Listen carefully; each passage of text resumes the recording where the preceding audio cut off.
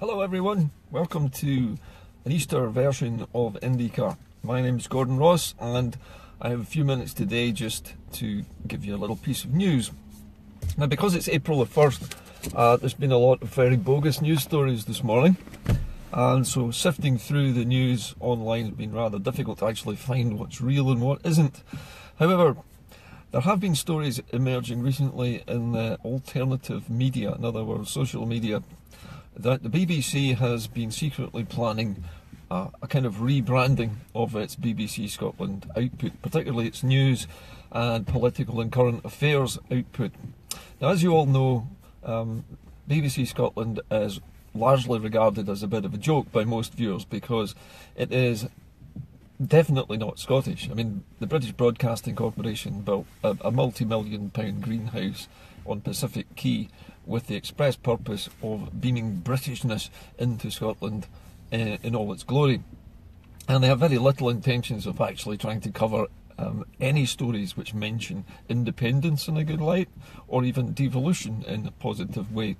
So the news of this is leaked out through a memo which has emerged from the deepest recesses of BBC Scotland's bureaucracy. And what it's suggesting, the first part of it actually I thought was an April Fool joke, because what they were saying was they first of all wanted to rebrand the set by incorporating a more Scottish background and shying away from the white and blue Scottish saltire completely.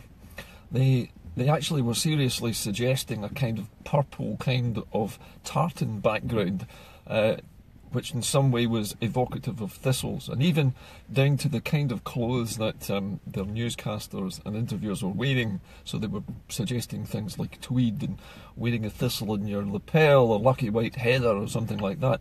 So the whole approach initially in this leaked memo sounded like an April Fool gag. But I read on a little bit further and discovered that, in all seriousness, they were proposing to do some things. BBC Scotland, and particularly the management of this particular offshoot of the British propaganda station in Scotland, is desperately worried that it's losing its viewers very quickly to what they call the alternative media. In other words, us, social media people like myself. And they have, in order to try and spike our guns or to defuse our more incendiary sort of news programmes, they're seriously thinking about giving the opportunity for social media sites to make their own programmes and have them aired as part of a new television series on BBC Scotland. Which all sounds wonderful in theory, but there is a blacklist of people that they will not have on this so-called programme, this balanced programme with alternative media. They're also proposing to have Scotland in Union as part of this so-called alternative media. Now, Scotland in Union is a British website funded by the Conservative Party and its multimillionaire donors, whereas people like Derek Bateman or Grousebeater or Bella Caledonia or whoever else is competing in the alternative news media is not to be trusted. So the BBC is going to pick and choose the kinds of social media personalities that they will offer the fame and the fortune to, in the hope that they will come over and sell out and come over to their side of the fence, in other words, going to the dark side.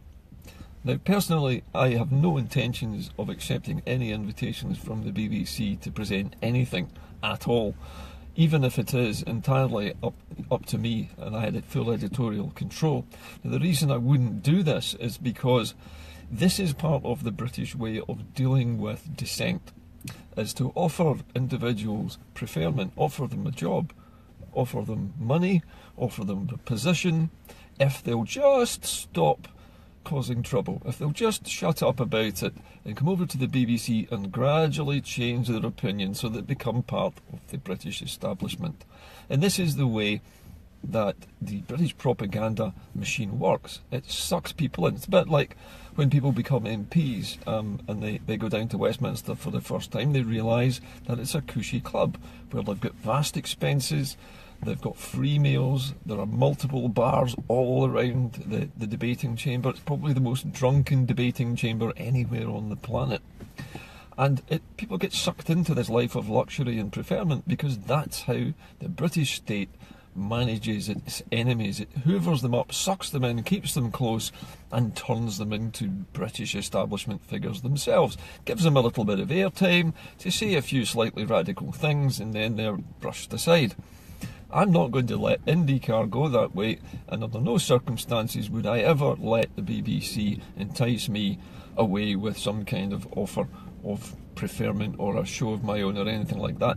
I would sooner go to Russia today and throw in my lot with them or Al Jazeera or somebody else who has not got an interest in keeping the United Kingdom together at all costs. There's been an awful lot of negativity going on around about Brexit, and of course we've had all of these big news media fake stories that really shouldn't have been stories. I mean, ball tampering in an Australian cricket match is not news for Britain. It's not news for Scotland anyway. It's not news for Wales. Nobody cares about it. And to see a 19-year-old Australian blubbing in front of the cameras because he sandpapered a cricket ball in a match is tiny. I mean, it's pointless, meaningless bit of trivia. It matters to nobody except cricketers. So there is bad news around, and we're being deflected away from it. But there is still this positive narrative for me to get out to you. Brexit's going to happen. Scotland will be leaving the EU whether we like it or not, and we have a mandate to have a referendum on whether or not we wish to be dragged out of the EU by Britain, or whether we would like to take ourselves out of the United Kingdom altogether and make our own deal with the Europeans. And it struck me the other day that we have so much to actually trade, not just with Europe, but with the United Kingdom. And everybody moans about the fact that all of the oil fields belong to Scotland and we should be multi-billionaires. Well, yes, we should, but there's a problem with the oil fields that we have at the moment. And despite the fact that there might be 100 years of oil left in the fields, or even if it's just 50 years of oil left in those fields, they are what's known as mature oil fields.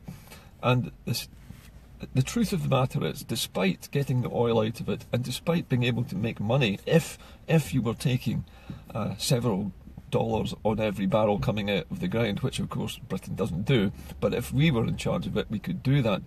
The point is that oil is going to become less and less valuable as electric cars and electric transport of all kinds starts to fill the marketplace, which it's doing already. It's starting to displace petrol. You see, diesel cars are now about to be banned from sale in a few years' time. So the end of the oil industry, the end of the fossil fuel age is in sight now. And for Scotland to try and hang on and cling on to its oil fields in the North Sea might be a colossal mistake. I think, personally, looking further ahead, we would be wise to sell all of the oil fields to England. All of them, except